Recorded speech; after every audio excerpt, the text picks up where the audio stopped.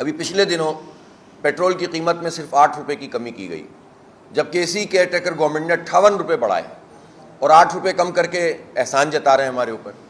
ظاہر سی بات ہے کہ یہ ناقابل قبول ہے اور یہ قیمت بہت کم ہونی چاہیے اور اس کو لاک بھی ہونا چاہیے۔ پہلے بجٹ کے موقع پر قیمتیں بڑھا کرتی تھیں، پھر انہوں نے ہر مہینے کہا کہ جناب اوگرا کے ذریعے سے ہم کریں گے، اب انہوں نے 15 واڑہ کر دیا ہے۔ تو یہ تو جو چاہ رہے ہیں کر رہے ہیں اور عوام کا بیڑا غرق کر رہے ہیں۔ آپ اکانومی کی بات کرتے ہیں، ایک عام آدمی کی کیا اکانومی ہے اس وقت؟ ایک نوجوان کی کیا اکانومی ہے جو اپنی یونیورسٹی میں پڑھنے کے لیے جاتا ہے، اپنے کالج میں جاتا ہے؟ بچے ہم دیکھتے ہیں، ظاہر ہے کہ ایک پورے تجرباتی عمل سے ایک نسل گزرتی ہے کہ لوگ اپنی تعلیم کے ساتھ ساتھ ٹیوشنز پڑھاتے ہیں۔ اب مسئلہ یہ ہے کہ مجھے اکثر نوجوان ملتے ہیں، کہتے ہیں کہ بھائی ہم ٹیوشن میں جتنے پیسے لیتے ہیں اتنا تو ہمارا پیٹرول پہ پیسے لگ جاتے ہیں، بائک پہ آنے جانے میں ہمارے اتنے پیسے لگ جاتے ہیں، تو ہم ٹیوشن کہاں پڑھائیں؟ ہم کوئی کام کیسے کریں؟ کسی کی جاب لگتی ہے کسی جگہ پر، منیمم ویج 32,000 ہے، اول تو اس کے اوپر عمل درآمد کتنا ہو رہا ہے؟ لیکن اگر پرائیویٹ اور گورنمنٹ سیکٹر کی 32,000 ویج کو مان بھی لیا جائے تو اسی شہر میں ایک جگہ سے دوسری جگہ آنے جانے کا جو خرچ ہے وہ 10,000 15,000 تک ہو جاتا ہے لوگوں کا۔ تو یہ ایسی بات نہیں ہے کہ جس کو آپ کوئی ایکسپلائٹ کر رہے ہوں، یہ ایک حقیقت ہے جس سے لوگ گزر رہے ہیں، اور پھر اس کے بعد ان کے اوپر بجلی کا بم گرتا ہو، پھر اس کے بعد ان کے اوپر مزید مہنگائی بڑھتی ہو۔ تو اب عملاً صورتحال یہ ہے کہ بہت بڑی تعداد میں لوگ اپنے بچوں کو اسکولوں سے اٹھا رہے ہیں۔ مجھے ہمارے ملک کا جو سرکاری تعلیمی نظام ہے، خاص طور پر اسکولوں کا، میں نے اس کا نقشہ آپ کے سامنے پچھلی پریس کانفرنس میں پیش کیا تھا۔ سرکاری اسکولوں میں لوگ اپنے بچوں کو اس لیے نہیں پڑھانا چاہتے کہ وہ سمجھتے ہیں کہ وہاں پر تعلیم نہیں ہو رہی، اور حقیقت یہی ہے کہ بیڑا غرق کر کے رکھا ہوا ہے۔ خاص طور پر یہ 30-35 سال کا عرصہ جو کراچی، حیدرآباد، لاڑکانہ، شکار، پورے سندھ میں گزرا ہے، ان دونوں پارٹیوں نے مل کر جو تعلیم کو تباہ کیا ہے، تو سرکاری ادارے تو تباہ کر دیے، جبکہ بجٹ 300 ارب روپے ہوتا ہے۔ تو لوگ اپنے بچوں کو سرکاری اسکولوں میں نہیں بھیجنا چاہتے، لیکن اب اس لیے بھیج رہے ہیں کہ ان کے پاس چوائس کوئی نہیں ہے، بجائے اس کے کہ لوگ اس لیے سرکاری اسکولوں میں اپنے بچوں کو بھیجتے کہ وہاں ایجوکیشن کا سٹینڈرڈ بڑھ گیا ہے، وہاں تعلیم بہتر ہو گئی ہے، وہاں ہم جو ہے وہ چھوٹے پرائیویٹ اسکولوں سے نکال کر یہاں پڑھانا چاہتے ہیں۔ تو لوگ اس لیے بھیج رہے ہیں کہ وہ پرائیویٹ اسکولوں کی فیس ادا نہیں کر سکتے، لیکن سرکار میں تعلیم نہیں ملتی، گھوسٹ ملازمین، گھوسٹ اسکول، سارا نقشہ سب کے سامنے ہے۔ تو آپ بتائیں کہ لوگ کیا کریں؟ اپنے بچوں کو پڑھائیں نہیں، اپنے گھر میں کھانا نہیں کھلا سکتے بچوں کو پراپر طریقے سے۔ یہ تو ہم اس پہ تو ابھی جا ہی نہیں رہے کہ جو غذائی قلت اور اس میں جو نیوٹریشن چیزیں ہوتی ہیں اس کے نتیجے میں جو صحت پہ اثرات پڑ رہے ہیں، بچوں کی ڈیولپمنٹ پہ جو اثرات پڑ رہے ہیں، گروتھ پہ ان کے جو اثرات پڑ رہے ہیں، ان ظالموں کی وجہ سے جنہوں نے لوگوں کو محروم کر دیا ہے۔ ان سے بات کرو تو کہتے ہیں کہ دیکھو لوگ موبائل فون خرید رہے ہیں، ان سے بات کرو تو لوگ کہتے ہیں کہ جناب ریسٹورنٹ پہ لوگ بہت آ رہے ہیں۔ اور بھائی 3.5 کروڑ کراچی کی آبادی ہے، سارے ریسٹورنٹس کو نکال کر آپ دیکھیں تو 1% بھی آپ کیلکولیٹ نہیں کریں گے کہ جو ان ریسٹورنٹس میں کھانے کھاتے ہیں۔ 99% لوگ 2 وقت کی روٹی پوری کرنا ان کے لیے مشکل ہو گیا ہے۔ یہ ساری باتیں ہمیشہ سے ہم اس مقتدر طبقے کی طرف سے سنتے ہوئے آ رہے ہیں۔ حکمران طبقے کو گراؤنڈ ریئلٹی کا اندازہ ہوتا ہی نہیں ہے، ان کو غریبوں کا اور مڈل کلاس لوگوں کا اندازہ ہوتا ہی نہیں ہے۔ اور اب آپ یہ دیکھیے کہ کل آج اخبارات میں یہ چیز موجود ہے کہ ورلڈ بینک یہ کہتا ہے کہ جو سیلریڈ لوگ ہیں، تو جو 50,000 روپے کی لمٹ رکھی ہوئی ہے ماہانہ کی، اس لمٹ کو بھی ختم کر دیا جائے اور اس پہ بھی ٹیکس لگایا جائے۔ اور انہوں نے یہ کہا ہے کہ سب کے اوپر فلیٹ 35% سیلریڈ لوگوں پہ ٹیکس لگا دو۔ اب اس ورلڈ بینک کو یہ سیلریڈ لوگ ہی نظر آتے ہیں، جاگیرداروں کی بات ہلکے سے کر دیں گے، شوگر مافیا کی بات ہلکے سے کر دیں گے۔ جو کرپشن اگر ورلڈ بینک کے پیسوں کے ساتھ یہاں پر ہو رہی ہے، ورلڈ بینک کے عملے کی مرضی کے بغیر سندھ حکومت، پیپلز پارٹی ہو، MQM ہو، یہ سب لوگ ہوں، یہ کرپشن نہیں کر سکتے۔ کیسے کلک میں کرپشن ہو رہی ہے، کیسے ان کے فنڈز میں کرپشن ہو رہی ہے، اس کرپشن کو نہیں روک رہے۔ قرضے پہ قرضہ دو، اس کا سود پاکستان کی قوم ادا کرے، اور پھر احکامات جاری کرو کہ تم 50,000 کی جو لمٹ ہے اس کو بھی ختم کرو اور 35% ٹیکس سب کے اوپر لگا دو۔ او بھائی مر جائیں ہم، 264 ارب روپے تنخواہ دار طبقہ نے ادا کیا، جاگیردار اور وڈیروں نے 4 ارب روپے ادا کیے ہیں، اس پہ ٹیکس نہیں لگاؤ گے؟ اس لیے کہ ورلڈ بینک بھی تو وڈیروں کے ساتھ ہی ڈیل کرتا ہے نا، ورلڈ بینک بھی تو جاگیرداروں کے ساتھ ہی ڈیل کرتا ہے، IMF بھی انہی کے ساتھ ڈیل کرتا ہے، اور یہ ساہوکار ادارے انہی جاگیردار وڈیروں اور طاقتور لوگوں کے ذریعے سے یرغمال بنا کے ہمیں غلام بنا کر ہمیں انہوں نے بالکل جکڑ کر رکھ دیا ہے۔ اور معاملہ صرف معاشی پالیسیوں کا نہیں ہوتا، معاشی پالیسیاں تو تحریر میں ہوتی ہیں، اصل میں تو اس کے بعد ہی ہمارے سماجی، ہمارے تہذیبی، ہمارے دینی معاملات میں بھی دخل انداز ہوتے ہیں، قوانین بدلوانے کی کوشش کرتے ہیں۔ اس لیے ان کے غلام در غلام جو حکمران طبقہ ہے وہ پاکستان کے عوام کو نچوڑتا ہے اور ان اداروں کے ساتھ مل کر یہ دھندے بازی کرتا ہے۔ ان کی کرپشن نہیں روکتے یہ ادارے۔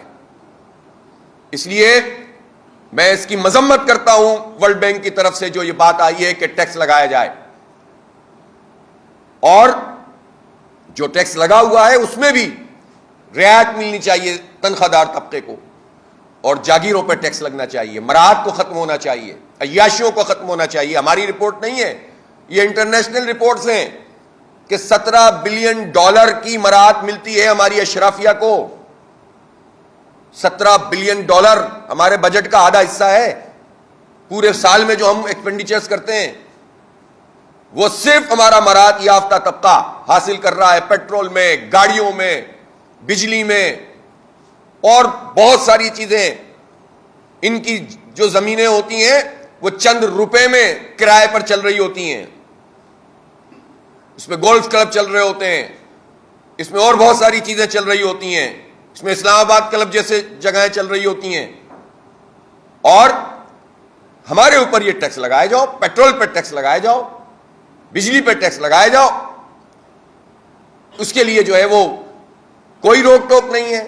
اور کیئر ٹیکر پرائم منسٹر بھی جب پاکستان میں ہوتے ہیں، فارغ ہو کر جب آتے ہیں تو یہ کہتے ہیں کہ میں ٹیکس کم تو نہیں کر سکتا، قیمت کم نہیں کر سکتا، بڑھا سکتا ہوں۔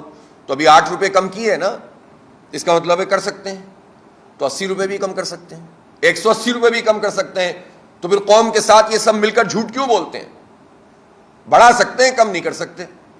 تو اس لیے قیمتوں میں کمی ہونی چاہیے، اور شہر کراچی میں خاص طور پر میں چاہوں گا کہ کمشنر صاحب، یہ ان کے تحت ساری چیزیں ہوتی ہیں کہ وہ پرائس کو کنٹرول بھی کریں، پرائس کم بھی کی جائے اور اس کو کنٹرول بھی کیا جائے۔ دودھ کی قیمت ہے اور بہت ساری کموڈیٹیز ہیں، چاول ہے، آٹا ہے، تو اس طرح کی جو بنیادی چیزیں ہیں جو عام لوگ استعمال کرتے ہیں، اس میں جو ایسا ہی بس اب چل پڑا ہے کہ جس کا دودھ جو دل چاہے چارج کر لے، اس کو کنٹرول کرنا کمشنر صاحب کی ذمہ داری ہے۔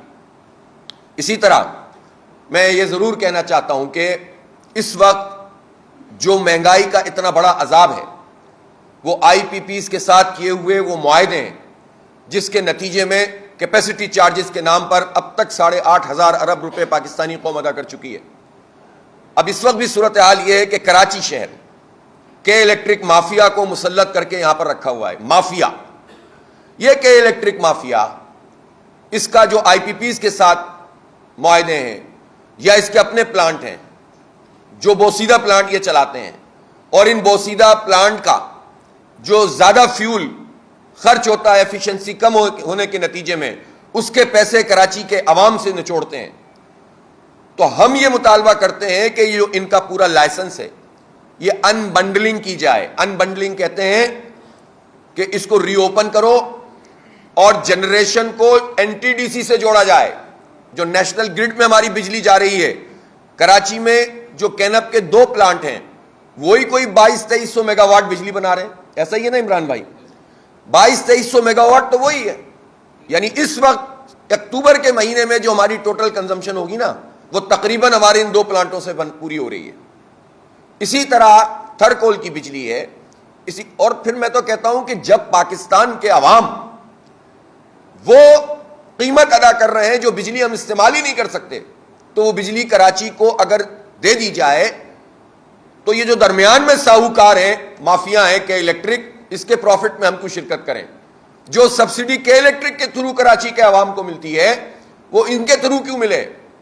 وہ نیشنل گرڈ سے آئے، قوم کا پیسہ بچاؤ، اور جو ڈسٹریبیوشن ہے اور ٹرانسمیشن ہے اس کو انبنڈل کر کے اس کی مونوپولی ختم کی جائے اور ملٹیپل کمپنیوں کو انوائٹ کیا جائے۔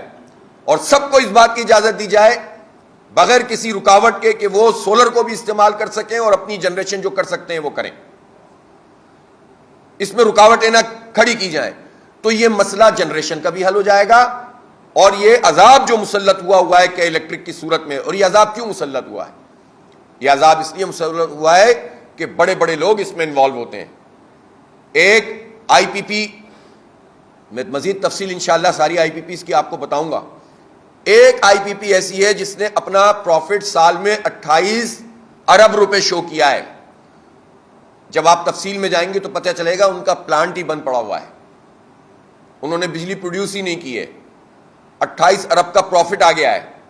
28 ارب روپے کا یہ جو پروفٹ ہے یہ بغیر بجلی پروڈیوس کیے ہوئے اس لیے مل رہا ہے کہ کیپیسٹی چارجز کے نام پر ان کو پیسے مل رہے ہیں، وہ بجلی بنائے نہ بنائے یہ پیسے ہمیں ادا کرنے ہیں، کہ الیکٹرک نے کہا بھی ہمیں آپ کی ضرورت نہیں ہے۔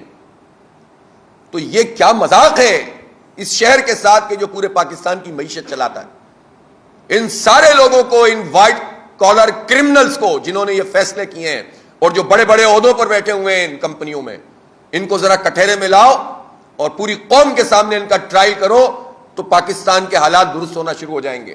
زیادہ لوگ نہیں ہیں، یہ 50-60 کے ساتھ یہ سلوک ہو جائے نا ایک مرتبہ تو 500-700 تو ویسے ہی پیچھے ہو جائیں گے، اور 5000-7000 دم دبا کے بھاگ جائیں گے۔ تو یہ جو ہم قرضے اور اس کا سود ادا کرتے ہیں اس سے ہماری جان چھوٹ جائے گی، لیکن صرف دعوے ہی سنتے ہیں ہم کہ سسٹم پر حملہ یہ ہوگا، چیز تو سامنے نہیں آ رہی ہے کوئی۔ جب ہر آدمی جو طاقت میں آئے اور آ کر کہے کہ یہ کر دیں گے اور وہ کر دیں گے، اور انتظار ہی ہم کرتے رہ جائیں